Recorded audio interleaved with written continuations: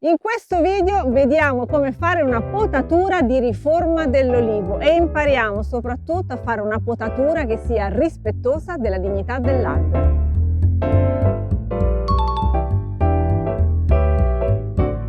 Quando si fa una riforma di un olivo si tratta di fare un intervento abbastanza spossante per la pianta, perché comunque andiamo a togliere sicuramente molto di più di quanto faremmo con una potatura annuale di produzione. Se io devo fare una riforma, so che farò tanto, che toglierò tanto, però lo devo fare più in punta di piedi possibili.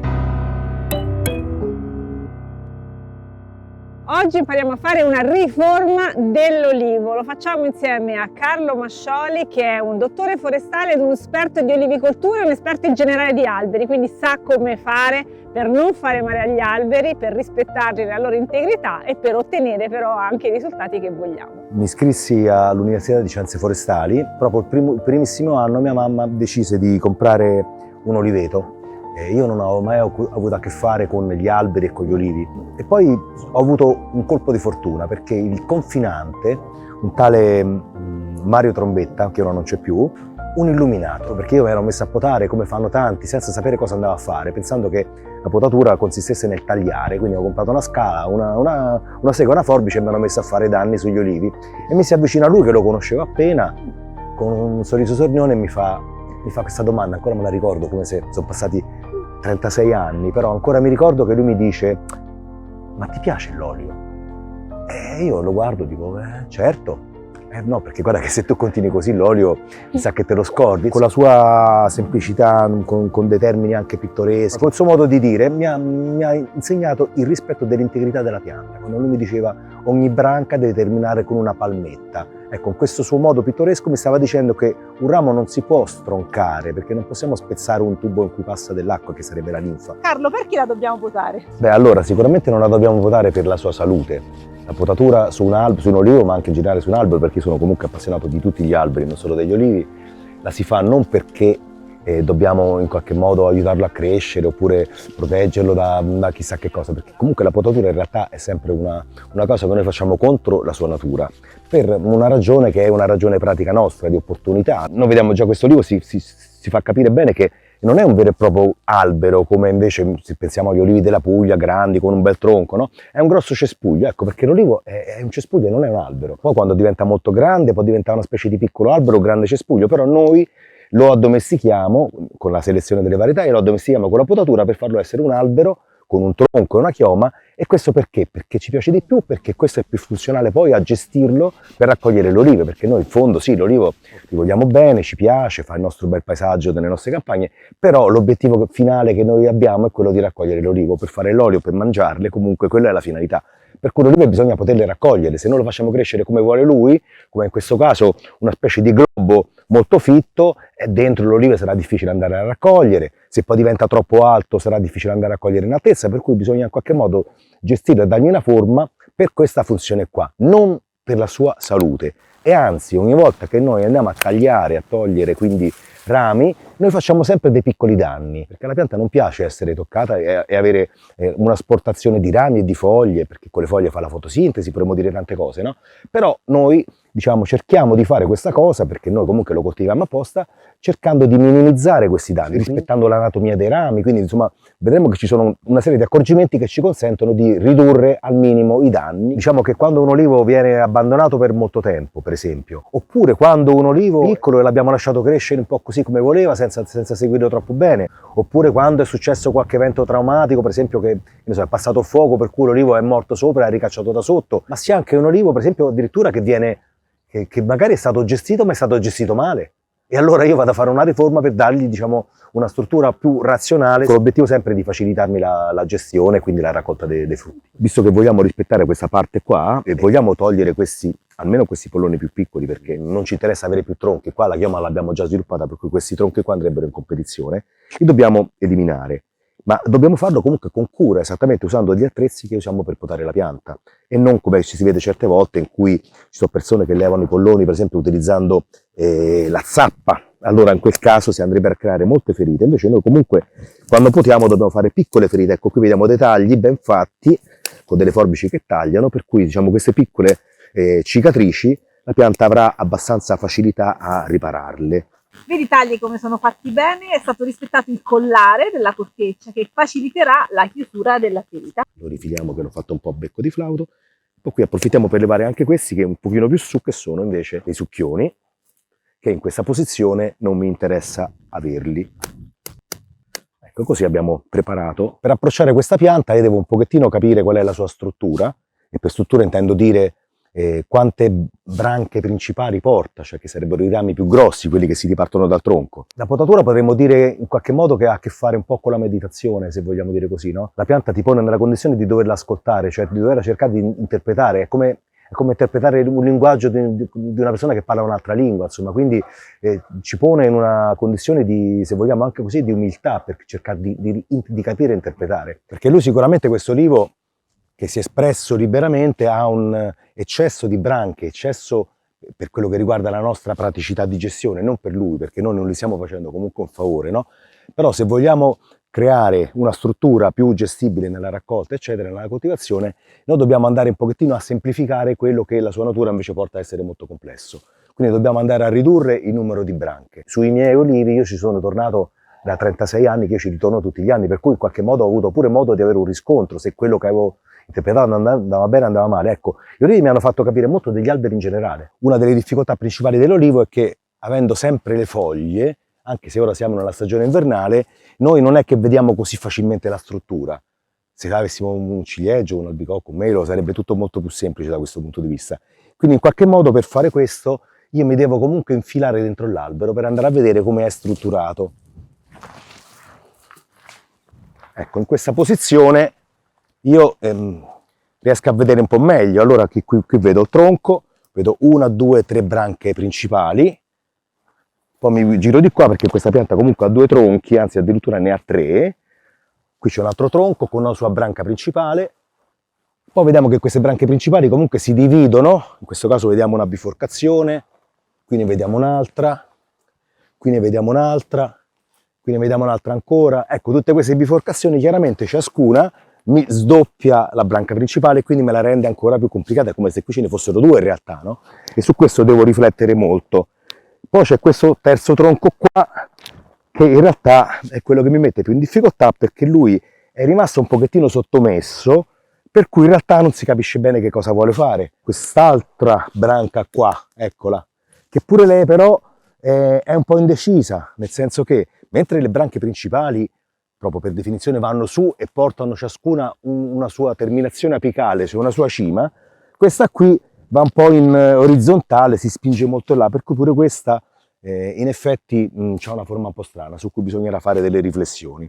Ecco, questa è la fase dello studio, è la prima fase più importante nella potatura di un albero e di un olivo, perché bisogna cominciare a sviluppare un progetto. Poi ci sono i famosi succhioni, Carlo, tra l'altro so che non ami definirli così. Cosa sono questa struttura dell'albero? Sì, non amo questa parola succhione perché, pur essendo una parola italiana, evoca un qualcosa di tremendo, di negativo, una specie di ramo parassitario che succhia la linfa, succhia l'energia, succhia non si sa bene che cosa. Però poi in realtà non è così, perché in realtà i succhioni li potremmo chiamare con altri termini, per esempio sostituti, come li chiamano in Francia, o comunque ricacci. C'è un vecchio taglio, qui dove ho il dito, qui c'è un vecchio taglio perché qui c'era un asse centrale che la pianta piaceva avere. È stato tolto questo qui a suo tempo, 3-4 anni fa, proprio per aprire questa struttura, diciamo, a vaso, perché noi cerchiamo di trovare una struttura più aperta nell'olivo, e lui cerca necessariamente di rifare quello che abbiamo tolto, e quindi fa questo succhione qui, che ora io vado a togliere, poi diciamo pure perché lo tolgo, e poi ce ne sono anche altri, ci sono questi piccolini, questi più grossi. Vediamo che ci sono tanti di questi rametti, questi sono anche altri succhioni, no? Più o meno vigorosi, questi sono molto vigorosi. Allora, sono tutti i rami che la pianta fa per ricreare strutture che gli mancano, che abbiamo tolto, per riavere nuove foglie con cui fare la fotosintesi. Non succhiano ben niente, perché anzi loro in realtà producono linfa elaborata con la fotosintesi, per cui non sono certamente un problema per la pianta. Però sono un problema per noi, perché se io qui ho tolto un asse e lui lo vuole rifare, io in questo caso so io che forzo la mano e voglio costringere l'olivo a avere questa forma. Se io capisco che queste strutture non sono parassitarie ma sono utili alla pianta, devo imparare a toglierli, non tutti, non sempre. Questi sono grossi, sono molto grossi, mi stanno già chiudendo questa apertura che io avevo creato, quindi io non ho esitazione a toglierli, ok? E quindi li vado a togliere. Ma questo piccolino, per esempio, posso anche lasciarlo. Di questi due addirittura a coppia vicini non mi servono assolutamente, quindi li levo.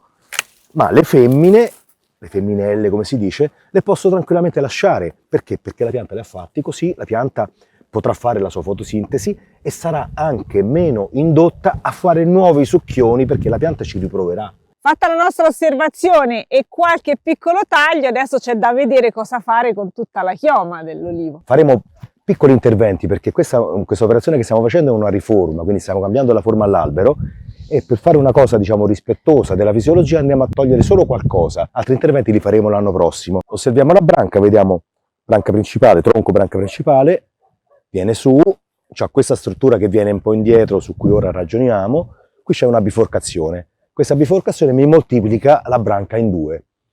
E questa cosa a me non piace molto in questo specifico caso, perché poi qui alla destra abbiamo un'altra branca, per cui se ne vanno un pochettino ad avvicinare troppo.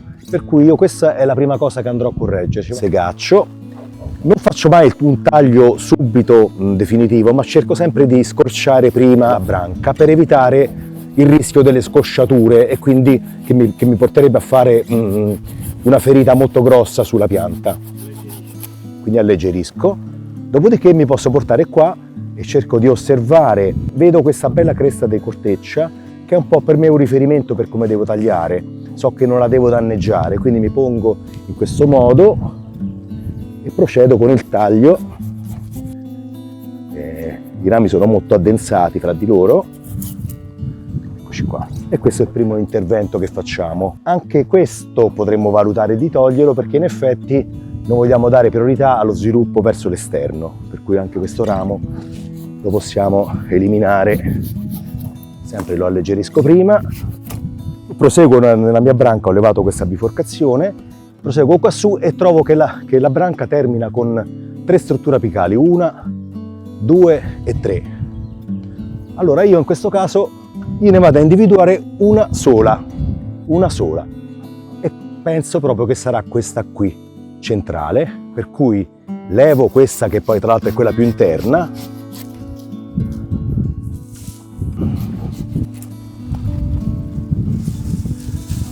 e qui mi fermo. Questa è quella che io ho prescelto come cima. Qui ovviamente vado a rifilare i tagli e qui mi fermo. Questi sono tutti i ragionamenti che dobbiamo fare, ma non ci dobbiamo spaventare quando poi davanti al nostro albero troveremo sempre una situazione diversa, quindi ci potrebbe volere del tempo per capire la strada giusta, ma alla fine, osservando e ragionando, l'olivo ci dice sempre cosa fare. Anche qui vedo che ci sono dei potenziali problemi sempre per quello che riguarda la nostra volontà di semplificare l'albero per una gestione più semplice, e vedo che ci sono comunque diverse strutture secondarie, a partire da questa, che è un ramo molto basso, molto grande, poi c'è quest'altro ramo qua, in particolare ci sono questi 3 e questo quarto che sono molto vicini. Questi crescendo non potranno fare altro che appressarsi troppo e comunque creare una difficoltà proprio nella gestione e nella raccolta. Quindi noi possiamo avere lo stesso numero di foglie, lo stesso numero di olive, dimezzando questi rami. Allora io andrei proprio a togliere questo primo qui, che parte comunque molto dal basso, molto da dietro, e poi si va a infilare, e non a caso vediamo che già sono stati fatti tanti tagli, perché lui cerca una sua verticalità. Questo ramo non fa tanto al caso mio, essendoci già questo sotto, questi altri qua che possono avere poi lo sviluppo, io questo è un ramo che vorrei andare a togliere. Scorciamo, poi dopo pensiamo a rifilare il taglio, ok? E poi qua su vedo che ce ne sono 1, 2, 3, quindi a questo punto andrei a togliere questo in mezzo. Questo è un pochino più brutto per come è fatto, però diciamo che la posizione, direi che conviene che tolgo questo qua in mezzo, così che lascio spazio a questo e a quest'altro. Quindi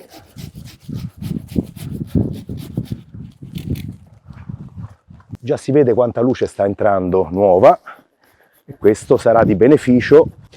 Ok, quindi levo questo, tolgo anche quest'altro, pure qui sempre sono rispettoso dell'anatomia dei rami. Ogni taglio ha la sua inclinazione.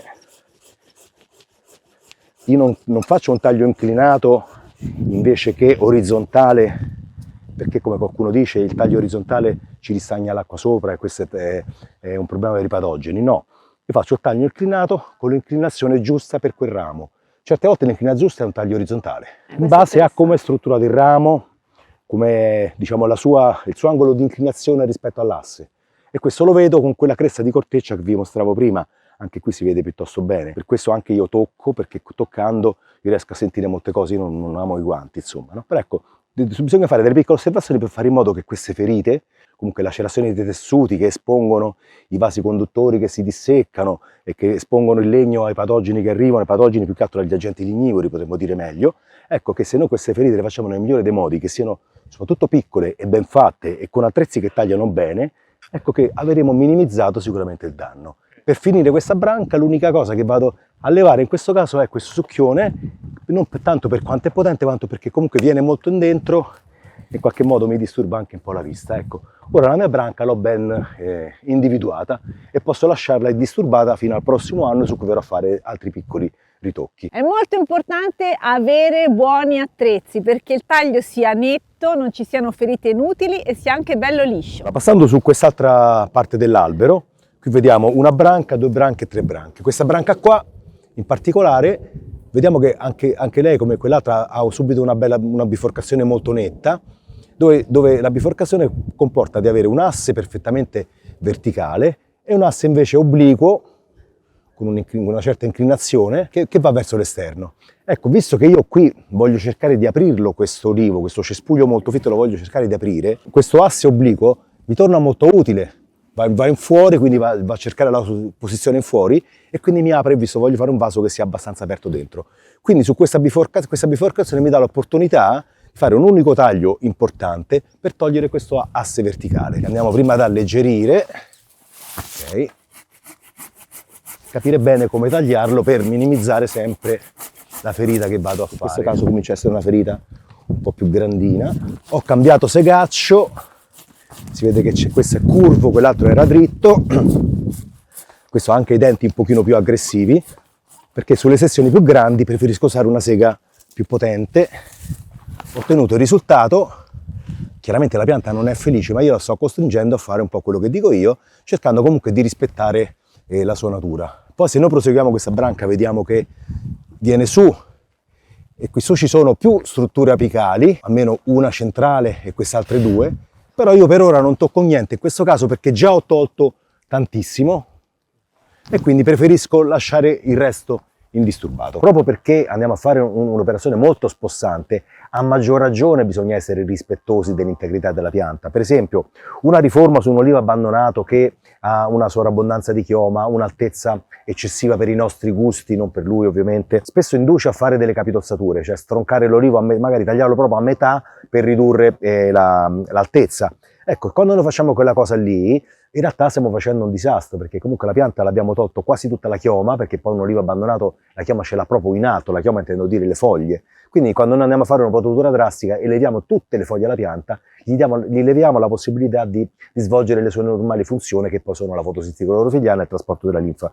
Allora, questa branca su cui ora sto ragionando è quella un po' più complicata perché per come si è organizzata lei, diciamo, è difficile trovare una strada carina per il nostro progetto, di avere un olivo più semplice e più lineare possibile. Qua abbiamo 2 strutture molto vicine, parallele proprio, che addirittura si vanno a intrecciare, e con una terza struttura qua. E poi vediamo pure che questa parte qui di sinistra è molto vicina alla branca che abbiamo lasciato prima, per cui io devo cercare di allontanarmi un pochettino. Per cui possiamo dire che questa qui, che sta più a sinistra, è un buon motivo per andare a toglierla tutta. Ok, quindi pure qui procedo sempre con l'eliminazione prima. Questo modo di procedere per step ci permette anche di mettere meglio a fuoco la struttura una volta che abbiamo levato quello che sicuramente ci sembra superfluo. Questo non mi viene bene come branca principale, anche perché cresce in orizzontale. Forse ecco, questa qui potrebbe essere la mia punta prescelta. Posso togliere anche questa seconda qua. E ora vado a finire il taglio.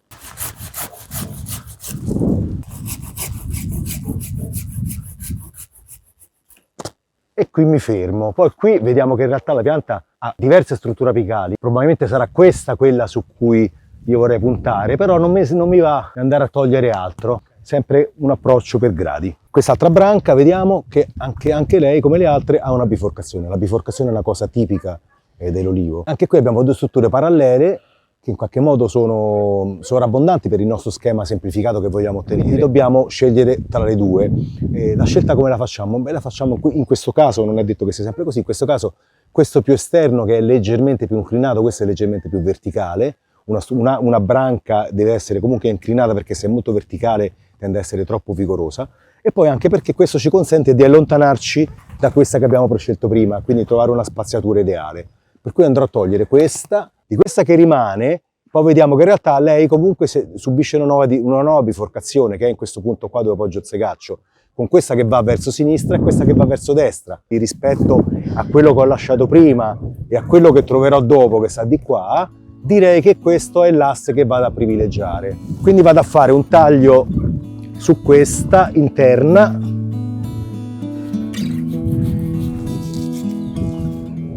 e un taglio su quest'altra, e addirittura in questo caso potrei fare anche un ulteriore taglio, così su questa branca individuiamo un asse univoco che è questo qui di destra. Quindi vado a togliere anche questo, rifinisco i miei tagli.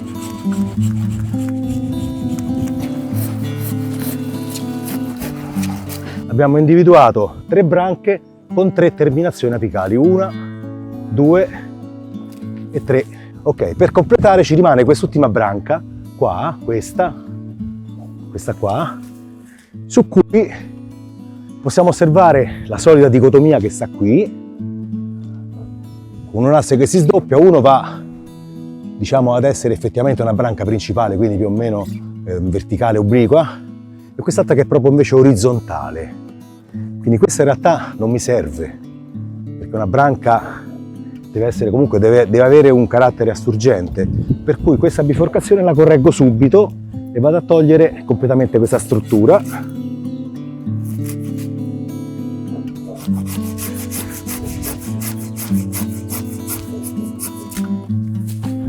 Tolta questa biforcazione, vediamo che qui c'è una nuova biforcazione comunque. Mi devo allontanare da quest'altra branca che ho lasciato prima, per cui privilegerò questa e toglierò quest'altra. Quindi questa la vado subito a eliminare.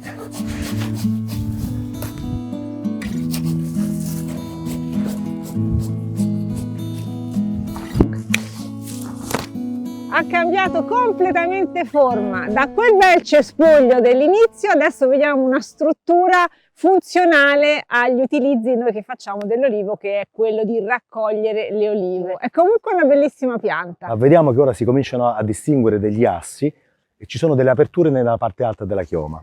Questa è la cosa importante, perché se noi avessimo lasciato crescere l'olivo così come lui voleva, lui cominciava a crescere in altezza, ammassando vegetazione bella verde in alto e progressivamente andando a seccare pian piano per ombreggiamento che le parti alte fanno su quelle basse, andando a perdere appunto la chioma bassa.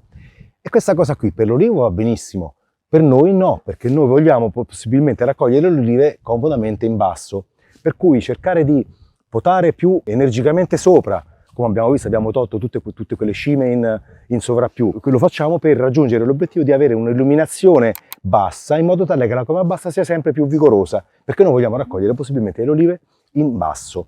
Però la cosa importante è che nel fare questo, noi vediamo ci sono un sacco di rami abbiamo tolto, lì vediamo una grande massa fogliare, no? Però la pianta è rimasta nella sua integrità. Questa è la cosa più importante in assoluto quando potiamo un olivo o potiamo un albero in generale, cioè la sua integrità significa che è anche una dignità estetica, possiamo dire così, no? Ma è una integrità nel senso che un tronco inizia grande, piano piano si assottiglia, si ramifica e termina con una cima. Questo è il concetto, la linea guida di la potatura di tutti gli alberi. Questa integrità comporta anche integrità delle strutture interne, dei vasi conduttori che trasportano la linfa.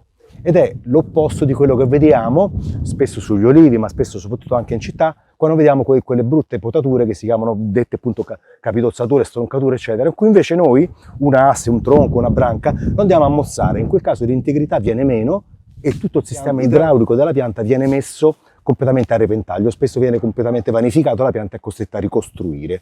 Quindi un olivo che così fatto, in cui abbiamo mantenuto l'integrità, è un olivo che non si sarà troppo arrabbiato per il nostro intervento e soprattutto continua a funzionare. Per cui noi addirittura, se ci passiamo da lontano, manco ci possiamo accorgere che è potato. Ringrazio tantissimo Carlo per questo viaggio nel mondo dell'olivo e nel mondo della potatura. Vi segnalo anche che Carlo tiene corsi e fa consulenze sugli olivi, quindi vi lasciamo i suoi contatti, andate a vedere sotto al video e trovate insomma il modo di contattarlo. Grazie tante di aver visto il video, grazie ancora Carlo. Grazie a te. Ci vediamo al prossimo. Ciao!